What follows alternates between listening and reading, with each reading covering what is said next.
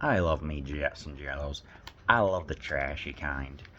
I love the ones that are completely unknown. I love the ones that just are truly artsy and ones you look at and it's just like, I've already seen all the big three of Italian directors, so what could possibly be next? Alright, how about ones that have to do with art and everything else, very specifically the house with the laughing windows. So there's this massive church, and there's a painting that's going on in which a person is being summoned to help either restore it or renovate it, and then have it moved as well. And he comes to this little Italian city and trying to figure out, okay, what's going on? What's up with this depiction of all these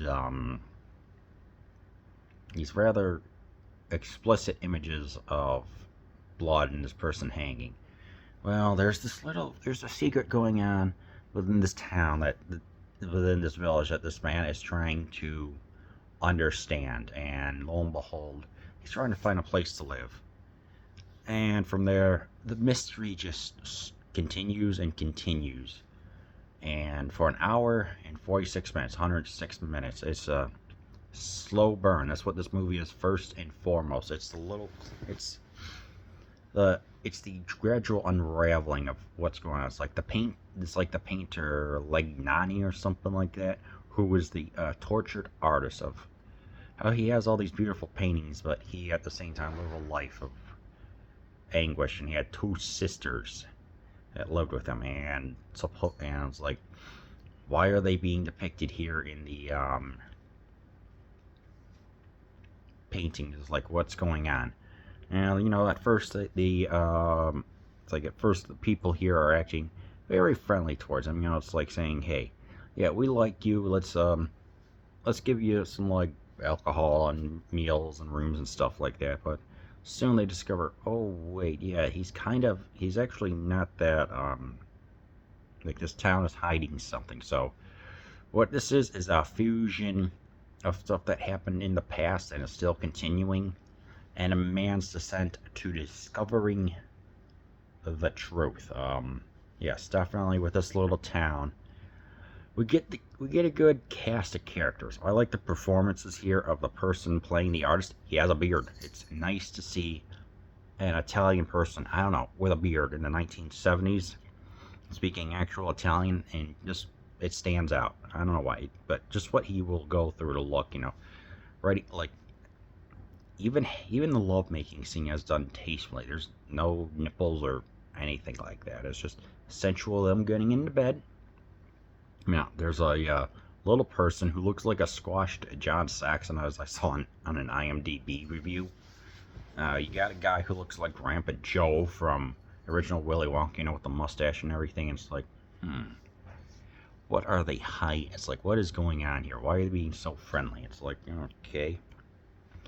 And yeah, of course we have this erratic driver named Coppola, who is slowly is like he's understanding what's going on, and saying, hey, I think he was the one doing the voices, saying, go away, get out of here, don't investigate any further, giving them a warning and everything. So what happens is our hero is discovering everything.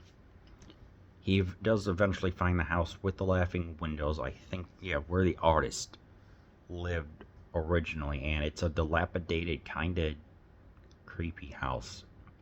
It's got the yellow. It's got like portions of the house are mixed out, and when you just look at it, you're just thinking to yourself, like, what the heck happened here? Yeah. But I mean, even when he's like reading and researching everything, it's like saying, hey, yeah, even with his friend in the beginning, Antonio, saying like, hey, what's new? It's like, yeah, going on. It's like, even sees like a woman who's a teacher. In the beginning, you're just looking at her like, okay, why did she disappear 3 days later and get replaced with someone else? It's just like, what the heck, So, oh yeah, I definitely like this one, but it is, like I said, this one is a slow burn. It does take some time to get used to. But eventually when they realize that, saying, "Hey, we're still like there." Is there xenophobia? No, it's just this town is stuck in its own ways. It was described in a review as a section of Italy that was trying to find its cultural identity post Mussolini and World War II.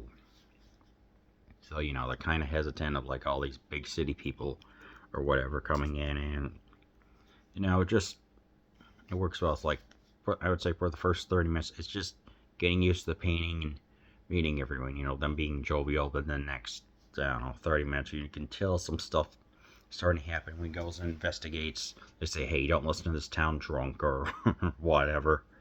But I would say definitely the last 20 minutes is when he sees that body that was hanging, that pretty much just got dissected, I guess is the word. Yeah, he goes, grabs some like people, but then they could tell everything here, but grabs the cop saying, "Hey, come over here, the body's right here." Nope, it's all gone. Goes around begging for all the townspeople to help. They are the mayor, Grandpa Joe's cousin, all want nothing to do with him. So ultimately, he goes up to the priest and says, "Yes, you gotta please help me. You're my last hope." But then lo and behold, it turns out the priest is also one of the two sisters who originally did all that stuff, and it just becomes very, very disturbing. Like, yeah, this town, man, this town's effed up.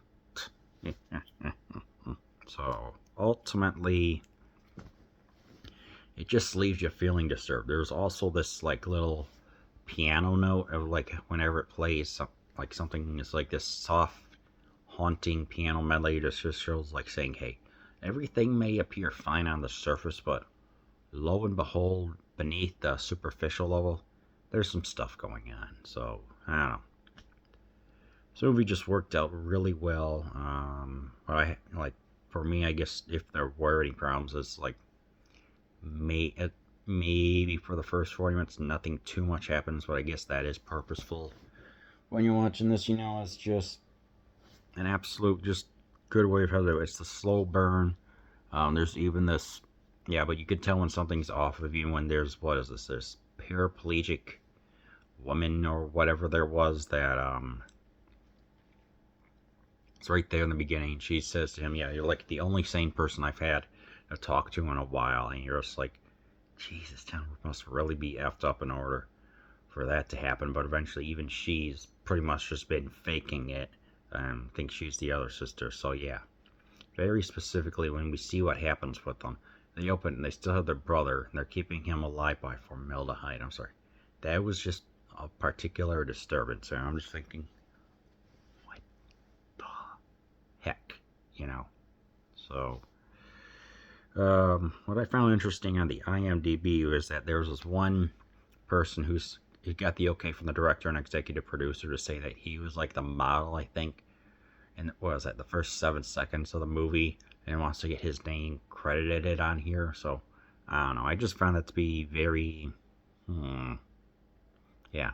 But here, there's, yeah, it's like with this giallo, there's some blood, not a lot. It's like when the build up is worth it for me, which I think ultimately for the conclusion of this, it's like a slow burn.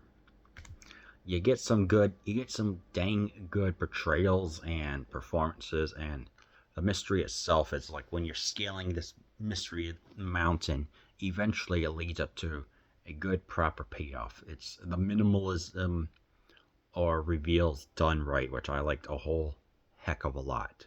The houses themselves are very nice to look at. The paintings are as macabre as they are. I like them. When you get, yeah, definitely when you get to the last 20 minutes, you freaking get into just what the heck am I watching scene, and you can tell there's absolutely no hope.